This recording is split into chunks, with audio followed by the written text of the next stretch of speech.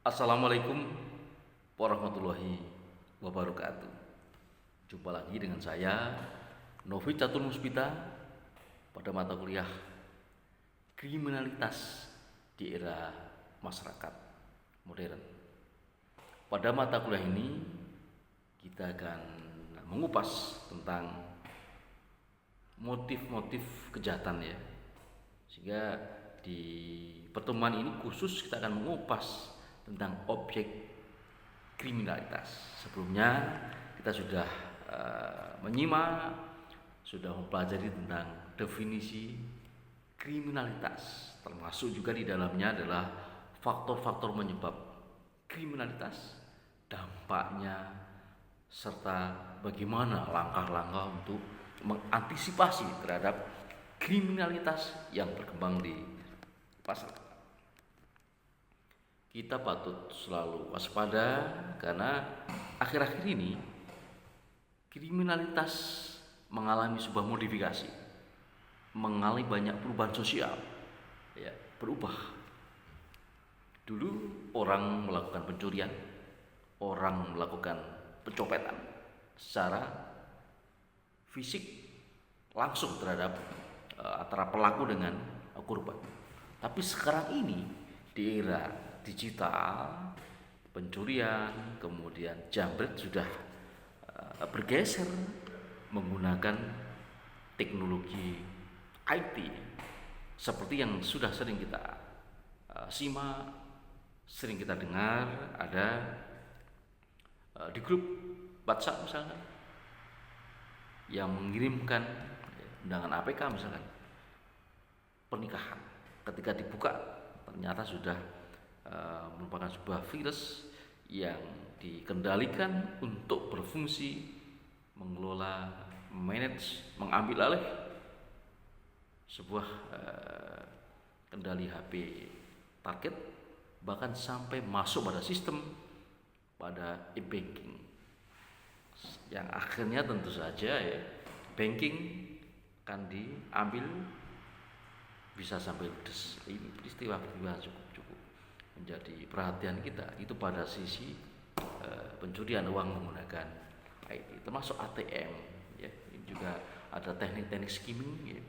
Bagaimana ketika masuk ATM ternyata ada oknum-oknum yang menggunakan teknologi canggih, tombolnya ditempel ketika orang masuk menggunakan PIN masuk, begitu masuk di sana maka sistem akan dikendalikan penuh oleh oknum tersebut, bisa mengakses dalam barcode maupun sistem ATM akun korban, dan juga ujung-ujungnya adalah mengambil segala uang yang ada di ATM. Banyak sekali jenis-jenis kejahatan ini merupakan sebuah tantangan di era global atau era digital. Baik, sebelum kita mulai, kita ada pantun pembuka. Nah, pada pantun pembuka ini, di saat saya bacakan pada titik-titik, silakan dijawab dengan lantang, dengan kata-kata cakep. Nah, walaupun Anda sedang di rumah ya, Anda sedang di perjalanan ya ini harapannya yang sakit segera sehat kembali ya. Dan di perjalanan juga lancar, sehat semuanya. Baik, saya bacakan. Kekasih ngeliyo hati ra perlu kelangan, sabar wae ngetutne takdiri banyu mili. Ayu peduli karo lingkungan supaya kejahatan terkendali. Lah, ini penting sekali, bahwa dikandung maksud kejahatan akan begitu melebar, akan begitu cepat dan besar tatkala kepedulian lingkungan ini mulai berkurang.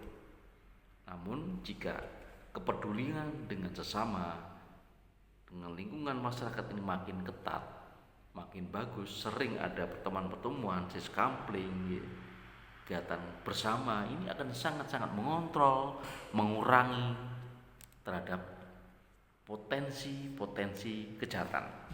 Kalaupun ada titik-titik kejahatan, sudah mudah terendus ya, mudah teridentifikasi, kemudian segera bisa dilakukan langkah-langkah antisipasi. Kita cukup prihatin dengan peristiwa-peristiwa yang terjadi di masyarakat ya, terutama adalah kejahatan-kejahatan model baru ya. Di sini ada seorang perempuan usia 21 tahun ya, masih muda, tapi sudah melakukan tindakan yang melanggar hukum, kejahatan yang sangat tragis ya, perdagangan anak. Setelah kita telisik ternyata ada motif perempuan muda ini uang ya, yang digunakan untuk hidup hedon, hidup berfoya-foya, kemudian menggunakan cara-cara perdagangan anak. Sungguh sangat-sangat kita prihatin peristiwa-peristiwa ini ya. Maka anak menjadi sasaran terhadap perempuan-perempuan muda ya. Ya maka tentu saja anak-anak di masyarakat patut waspada, patut hati-hati terhadap orang-orang yang belum begitu dikenal ya dalam pergaulan ya, serta peran orang tua untuk selalu mengawasi dan mengendalikan, mengontrol pergaulan anak terhadap di lingkungan. Belum lagi adalah ada seorang guru les seni ya, yang melakukan kejahatan seksual anak di bawah umur. Ini lagi-lagi menjadi sebuah peristiwa yang sangat-sangat membuat masyarakat menjadi marah, sangat geram tentunya ya. Betapa tidak seorang guru yang idealnya memberikan wawasan, memberikan sebuah pengalaman-pengalaman, bekal-bekal hidup, terutama memberikan life skill, yaitu berupa seni kepada anak, mengembangkan potensi, kemudian melejitkan prestasi anak, justru melakukan tindakan-tindakan yang sangat kejam, yaitu kejahatan seksual anak. Dan memang anak memang sejak dini perlu ada pendidikan seksual. Yang dikandung maksud adalah disesuaikan dengan usia anak, supaya apa? Tidak sembarangan organ tubuh anak itu dipegang oleh siapapun ya, terutama adalah organ tubuh yang vital. Ini perlu disampaikan kepada anak-anak kita tentunya, supaya apa? Ketika ada orang lain dan siapapun itu kok sampai memegang, tidak boleh, ini adalah dilarang. Ini perlu difahamkan supaya apa? Tidak sembarangan ya, anak bergaul, dan juga anak adalah patut harus dilindungi. Nah, ini menjadi sebuah PR bersama untuk mengawasi ya, anak dalam lingkungan ya, dalam belajar selalu ada pantauan yang secara komprehensif, dan baik dari orang tua, kemudian masyarakat, tokoh masyarakat, bersama-sama kita untuk melakukan kontrol sosial terhadap menjamin keamanan, menjamin kenyamanan anak, baik di rumah, di masyarakat, di sekolah, dan di lembaga-lembaga pendidikan lainnya. Adalah tugas kita bersama. Dampak buruk yang sangat ekstrim ya, ketika anak mengalami kejahatan seksual ini akan mengalami trauma ya. Dan trauma itu tidak cukup 1-2 hari, 2-3 bulan ya, butuh waktu yang cukup panjang ya. Dan ini menjadi sebuah sangat-sangat dihindari, jangan sampai terjadi. Berikutnya lagi, ada seorang anak yang hanya karena kuota internet sampai menganiaya ibu kandung. Seorang anak yang terbiasa main internet, yang repot lagi adalah kecanduan game online, kemudian main game terus-terusan ya, berjam-jam, jelas-jelas biasanya akan menurunkan semangat belajar, menjadi pemalas, kemudian juga menjadi masyarakat atau anak yang antisosial. Kenapa? Pikirannya, perasaannya, cita-citanya hidup itu masuk hanya untuk bermain game, masuk dunia maya. Ini yang tidak bagus. Dan biasanya emosional ya. Anaknya emosional, ingin ini, ingin itu. Jika tidak dituruti, marah. Jika tidak diikuti, emosi. Termasuk ketika pada saat anak pulsanya habis, minta kepada ibunya. Sementara ibunya tidak selalu uangnya digunakan untuk internet, dibutuhkan untuk kebutuhan pokok yang lain ya, beli beras ya, bayar listrik ya, untuk PLN ya, dan sebagainya. Tapi anak tidak mau tahu, minta, memaksa, jika tidak diberi, menganiaya ibu kandung. Wah, ini sungguh sangat tidak tepat ya, menjadi anak yang durhaka. Ini sebuah peristiwa yang sangat tidak kita harapkan ya. Betapa sosok seorang anak adalah kepribadian yang penuh kasih sayang tentunya. Harapan kita ya, peduli terhadap sesama, ditanamkan rasa belas kasih ya. Bahkan dalam agama diajarkan jangan sampai kita ini berkata aduh, berkata hal-hal yang menyakitkan pada orang tua. Bahkan nada pun jangan sampai nada kita dengan nada-nada yang tinggi melebihi nada orang tua kita. Ini malah menganiaya apa ini sangat keterlaluan. Lalu siapa yang salah? Lah ini menjadi sebuah PR kita bersama tentunya. Di rumah orang tua patut memberikan contoh perilaku yang baik, edukatif, penuh dengan kesopanan ya, mengenalkan nilai-nilai agama, menginternalisasi,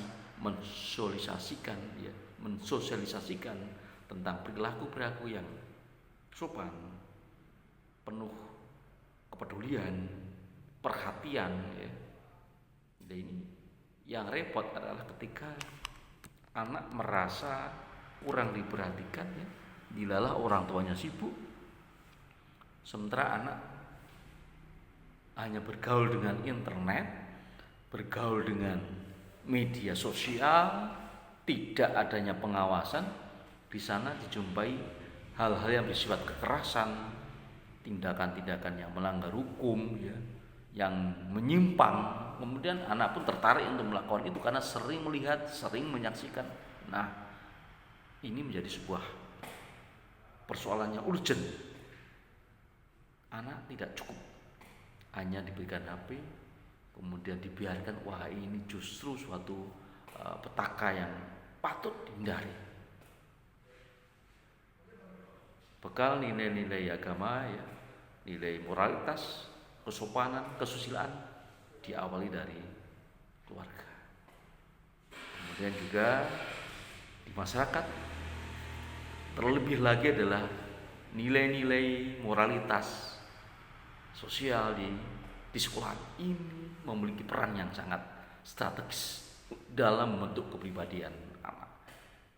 Tidak cukup itu ya, di sekolah, di rumah, di masyarakat sudah bagus, tetapi ketika anak-anak kita ya, ternyata bergaul dengan anak-anak yang punya perilaku yang tidak bagus, yang menyimpang, lah ini yang patut kita pantau, patut kita waspadai. Karena apa? Pengaruh-pengaruh pergaulan itu begitu cepat, begitu mudah sekali menular.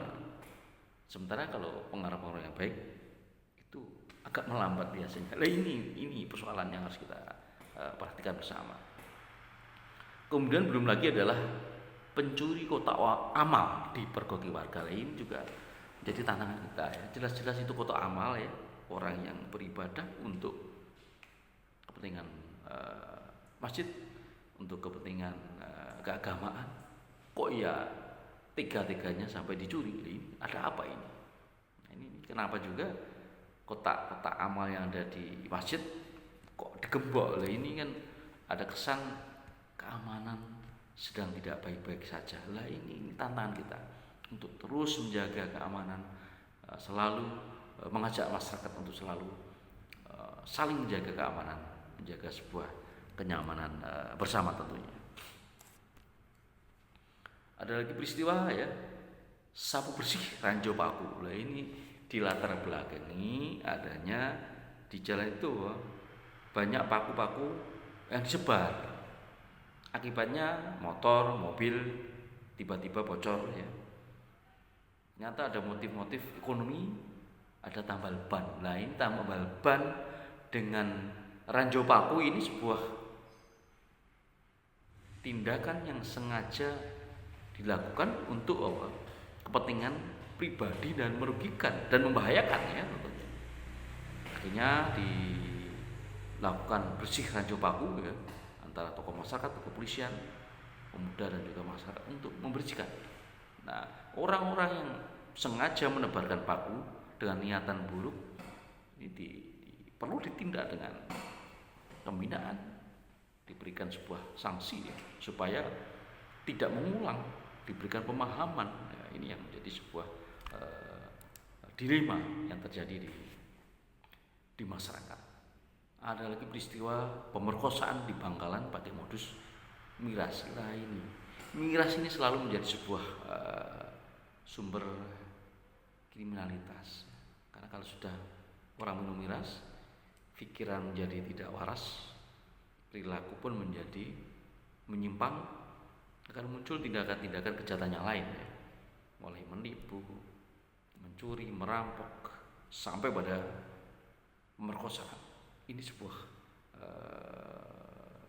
peristiwa yang patut adanya kontrol sosial di masyarakat. Makanya di masyarakat ketika ada orang yang pesta miras, ada sekelompok orang yang mabuk, perlu ada kontrol, ditegur, diberikan pemahaman untuk tidak lagi melakukan sebuah pesta miras, dan juga melibatkan kepolisian, tokoh masyarakat, perangkat ya, untuk diberikan pemahaman, diberikan sebuah penjelasan. Dan jika sampai mereka melakukan tindakan-tindakan yang merugikan masyarakat, kekerasan ya, mengganggu ketertiban, bisa ditindak secara hukum. Hukum menjadi alat yang penting untuk menertibkan masyarakat. Nah, di sini tentu ada tidak sekedar memberikan sanksi, memberikan sebuah hukuman pidana, tapi yang terpenting adalah kita mencoba bersama-sama dengan pemerintah, para tokoh masyarakat, kepolisian, ya, dengan TNI untuk sosialisasi, kemudian memberikan nasihat, memberikan sebuah wawasan, edukasi kepada orang-orang yang melanggar kenyamanan bersama, yaitu dengan miras, supaya sadar kembali dan itu tidak dilakukan di masa kembali. Ini yang menjadi sebuah hal yang penting ya. Tidak sekedar memberikan sanksi, bagaimana kita ada langkah-langkah antisipasi supaya tidak terjadi sebuah kejahatan-kejahatan. Pembinaan moralitas sangat penting ya, terutama pada generasi muda kita ya, yang memang secara usia itu generasi muda biasanya ingin tantangan baru, ingin mencari jati diri, kemudian jika tidak bisa mengendalikan diri, terjerumus dengan pergaulan-pergaulan yang tidak sehat, yang juga akan berdampak buruk terhadap kepribadian generasi muda. Kalau kita melihat objek studi kriminologi ada 3 ya. Pertama adalah perbuatan, kemudian pelaku, serta reaksi masyarakat. Kalau kita bicara perbuatan adalah tindakan, perbuatan, perilaku yang melanggar hukum ya, baik hal-hal yang bersifat merugikan orang lain ya, meresahkan orang lain, menimbulkan kerugian-kerugian pada masyarakat. Ini adalah pada konteks objek studi kriminologi. Kalau kita bicara kriminologi ya, secara utuh ya, adalah hal-hal yang melakukan kejahatan, baik melanggar norma agama, norma kesopanan, norma kesusilaan, kemudian juga norma sosial, terlebih juga norma hukum yang sudah ada dalam KUHP serta norma adat. Nah, ini juga menjadi sebuah perhatian kita bersama. Yang kedua adalah pelaku, siapa? Orang ya. Orang yang melakukan perbuatan kejahatan. Ketiga adalah reaksi masyarakat. Bagaimana reaksi masyarakat terhadap perbuatan pelaku yang melanggar ketertiban bersama. Nah, ini adalah tentang reaksi ya. Reaksi tentu ada dua, ada reaksi yang bersifat preventif maupun kuratif. Preventif lebih ke arah antisipasi ya, supaya tidak terjadi kejahatan. Kalau yang kuratif adalah ketika terjadi kejahatan, bagaimana tindakan-tindakan untuk mengendalikan kejahatan tersebut ya. Kejahatan sebagai fenomena sosial dipengaruhi oleh berbagai aspek kehidupan. Kita tidak bisa melihat dari unsur secara sempit, kita harus secara luas, seperti politik, ekonomi, sosial budaya, dan hal-hal yang berhubungan dengan upaya pertahanan dan keamanan negara.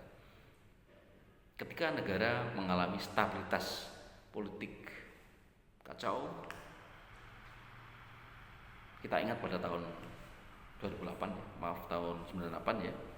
Jadi krisis moneter, wah ini kejahatan juga sangat begitu terjadi di mana-mana ya. Ini aspek politik juga sangat berdampak, sangat berpengaruh. Tatkala politik tidak stabil pada suatu negara, harga melambung tinggi, kemudian lapangan pekerjaan menjadi semakin sempit, banyak terjadi PHK, gaji atau upah yang diterima warga tidak lagi cukup untuk membeli kebutuhan pokok, kebutuhan sehari-hari, karena selain harga juga melambung tinggi, ternyata apa? Ketersediaan barang sangat langka. Ini akan menjadi suatu persoalan sangat rentan terjadi konflik, terjadi sebuah kejahatan-kejahatan yang menimbulkan keresahan di masyarakat. Bagaimana negara dan pemerintah? Kata kunci pertama adalah menjaga stabilitas politik, kemudian ekonomi, sosial, dan budaya. Dan oleh karena itu, perspektif kriminologi bersifat dinamis, selalu berubah-ubah ya, mengalami pergeseran dalam irama perubahan sosial dan nuansa pembangunan yang berkesinambungan. Ada beberapa pendapat tentang kejahatan menurut hukum. Pertama adalah menurut Mulijanto, kejahatan adalah perbuatan yang oleh aturan hukum pidana dilarang dan diancam dengan pidana, sehingga barang siapa yang melanggar larangan tersebut dinamakan perbuatan pidana. Misalkan membunuh. Nah, membunuh pada aturan hukum pidana termasuk melanggar KUHP ya, ada sanksi, bahkan ketika pembunuhan berencana terancam hukuman sampai 15 sampai 20 bahkan sampai seumur hidup misalkan begitu dan sebagainya. Sedangkan menurut R. Susilo, kejahatan adalah suatu perbuatan tingkah laku yang bertentangan dengan undang-undang ya. Untuk dapat melihat apakah perbuatan itu bertentangan atau tidak dengan undang-undang tersebut, terlebih dahulu harus ada sebelum peristiwa tersebut tercipta. Ada undang-undang dulu, ada peraturannya dulu, kemudian dilanggar, maka akan disebut dengan tindakan yang melanggar hukum dan bisa kena jerat pasal. Kejahatan didefinisikan sebagai perbuatan yang dipandang sangat merugikan masyarakat luas. Bagi kerugian terhadap baik kerugian materi maupun kerugian jiwa, kesehatan, keselamatan dan sebagainya. Ada satu peristiwa misalkan ya di sini, ada seorang ayah yang menjual anak kandungnya untuk judi online. Wah, ini sudah sangat fatal ya. Seorang ayah yang sudah ketagihan ya, kecanduan dengan judi online, apapun bahasanya diudok nih ya, dipertaruhkan, dan judi ini memang menjadi sebuah hal yang sangat bikin orang candu ya. Dan kita ketahui sudah dibongkar oleh kepolisian bahwa judi online itu semuanya sudah disetting secara sistem oleh para pelaku sindikat kejahatan judi online. Sehingga awal mula orang mencoba mendudukan atau mempertaruhkan sebuah uang pada judi online, di awal-awal akan diberikan kemenangan ya. Beberapa kali menang, sehingga penasaran mencoba dipertaruhkan dengan angka-angka uangnya lebih besar. Bahkan ketika sudah besar pasti akan kalah, kan memang judi online ini sudah disetting, sudah diatur oleh para sindikat oknum-oknum judi online. Dan judi online ini merupakan sindikat internasional ya, yang yang dikendalikan oleh para pelaku kejahatan tingkat internasional. Sampai-sampai anak kandung dijual. Betapa tidak bisa berpikir secara sehat, betapa sudah sangat emosional dan sangat tidak layak dilakukan ya, pikiran serta pola pikir gara-gara kecanduan. Betapa sangat berbahayanya. Kemudian perkembangan kriminologi setelah tahun 60-an. Berdasarkan kajian sosiologi terhadap hukum pidana, bahwa suatu perbuatan dikatakan sebagai kejahatan tindak pidana itu tidak semata-mata dipengaruhi oleh besar kecilnya kerugian yang ditimbulkan atau karena bersifat amoral, tetapi lebih juga bisa jadi dipengaruhi oleh kepentingan politik. Ini adalah perkembangan kriminologi setelah tahun 60-an. Tidak sedikit dijumpai di negara-negara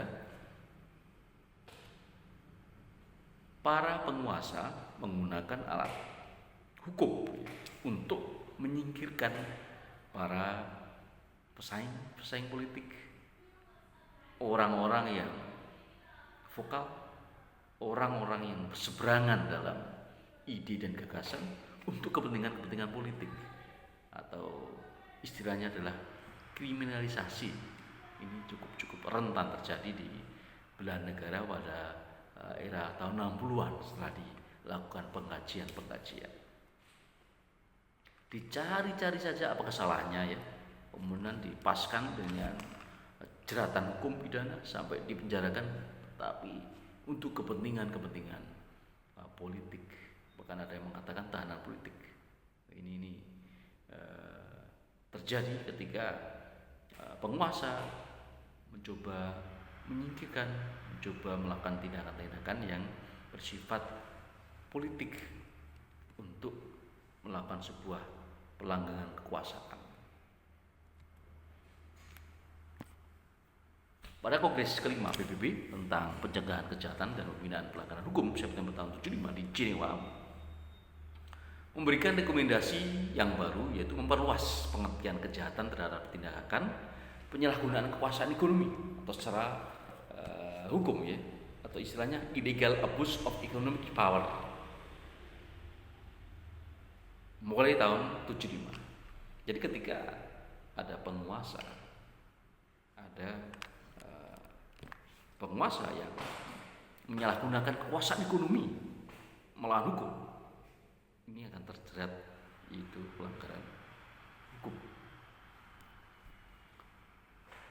Ada istilah illegal abuse of economic power ya, misalkan pelanggaran terhadap peraturan perburuhan ya, penipuan konsumen, peraturan regulasi tentang lingkungan yang ternyata setelah dipelajari secara substansial, peraturan yang dibuat ini merugikan lingkungan, merusak lingkungan, termasuk penyelewengan bidang pemasaran, peraturan pajak dan sebagainya.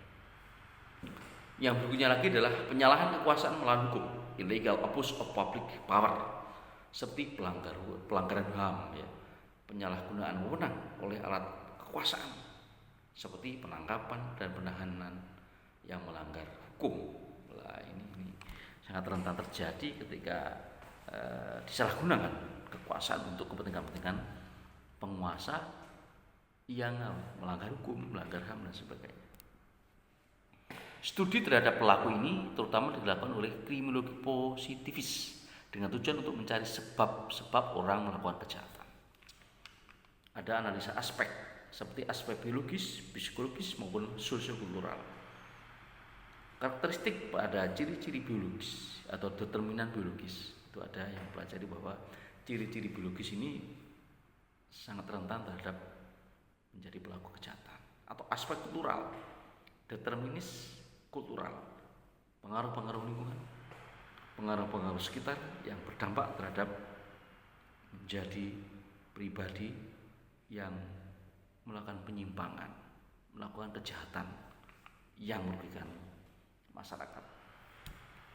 Dan kejahatan adalah konstruksi sosial, yang artinya apa? Bahwa perbuatan tertentu diberlakukan sebagai kejahatan. Artinya perbuatan tertentu diberlakukan sebagai kejahatan karena apa? Perbuatan tersebut ditunjuk sebagai kejahatan dalam masyarakat, merugikan masyarakat. Di sini ada pengertian kejahatan menurut sosiologi adalah perbuatan atau tingkah laku yang selain merugikan si penderita juga sangat merugikan masyarakat.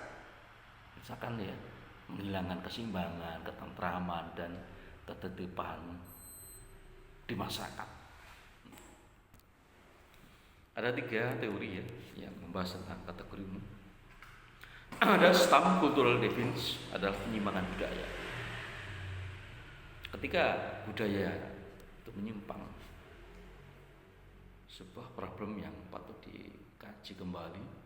Perlu ada pendekatan-pendekatan secara sosial dan secara kultural ya untuk melakukan sebuah modifikasi supaya apa? Budaya tersebut harus diubah, dibenahi supaya menjadi budaya yang bagus, budaya yang tidak lagi melanggar hukum, budaya yang tidak menyimpang atau merugikan masyarakat. Misalkan ada budaya minum minuman keras, ini repot ya, segera tentu saja untuk diberikan pemahaman, berikan sebuah pendekatan ya, yang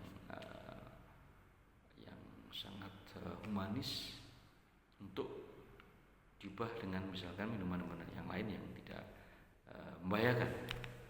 Ada lagi yang kedua adalah social control. Perspektif sharing dan penyimpang budaya memusatkan perhatian pada kekuatan-kekuatan sosial. Social control ini menjadi sebuah hal yang penting ya untuk mengendalikan masyarakat, untuk mengontrol supaya masyarakat taat pada keteraturan, taat pada hukum, dan kejahatan harapannya akan ditekan dengan lebih intens. Yang ketiga adalah social force ya. Bagaimana ada kekuatan sosial ya yang berdampak melakukan aktivitas kriminal, ini perlu menjadi sebuah kajian ya, menjadi sebuah perhatian. Ada kelompok-kelompok, kalau dalam istilahnya geng atau mafia atau gerombolan ya, yang kemudian mereka membentuk sebuah organisasi, membentuk sebuah kekuatan sosial untuk melakukan tindakan-tindakan yang melakukan kejahatan. Nah, ini patut diperhatikan. Yang menyebabkan hal demikian ini adalah mengembangkan sebuah bentuk kejahatan. Karena apa? Ada social force. Nah, maka social force ini dikendalikan, dipantau, diidentifikasi, dan perlu diadakan sebuah tindakan-tindakan untuk menjerat, untuk melakukan sebuah pembinaan, bahkan ketika sudah melakukan pelanggaran yang cukup berat, ya harus dihukum, diberikan sebuah sanksi yang tegas dan mendidik pada para pelaku social force yang merugikan masyarakat.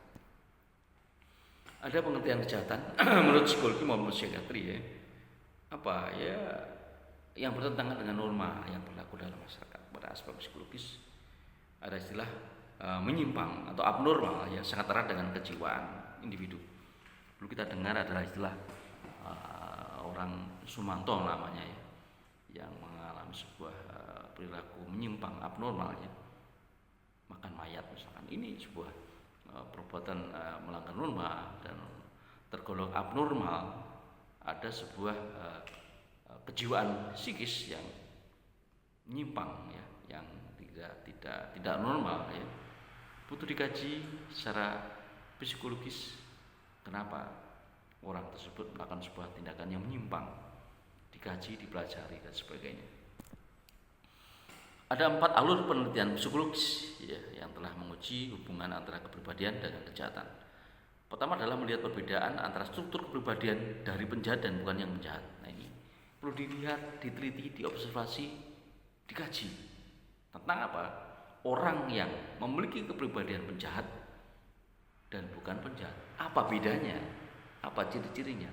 Apa karakteristiknya? Apa kecenderungannya? Mereka apakah karena memang pengaruh lingkungan ataukah karena ada kelainan-kelainan pada psikis atau kejiwaan dan sebagainya. Patut dilakukan sebuah kajian-kajian yang komprehensif dan mendalam. Yang kedua adalah mencoba memprediksi tingkah laku. Nah, ini juga menjadi sebuah korelasi hubungan antara kepribadian dengan kejahatan.